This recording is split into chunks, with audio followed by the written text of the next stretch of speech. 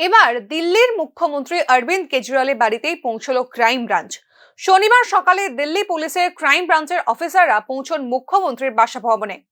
BJP নাকি আম আদমি পার্টির বিধায়কদের কিনে নিতে চাইছে মোটা টাকার বিনিময়, এমন অভিযোগ তুলেই শোরগোল ফেলে দিয়েছিলেন অরবিন্দ কেজরিওয়াল। এই কথার ভিত্তিতে জিজ্ঞাসাবাদের জন্য নোটিশ দিতে মুখ্যমন্ত্রীর বাসভবনে এসেছেন দিল্লি পুলিশের আধিকারিকরা।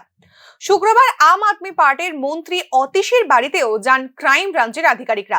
অতীশী মারলেন না দিল্লির শিক্ষামন্ত্রী, যদিও অতীশী সেই নোটিশ স্বীকার করেননি। অরবিন্দ কেজরিওয়ালও এই নোটিশ গ্রহণ করেননি। গত সপ্তাহে দিল্লির শাসক দলের বিধায়কদের 25 কোটি টাকায় কিনে নেওয়ার চেষ্টার অভিযোগ উঠেছিল বিজেপির বিরুদ্ধে।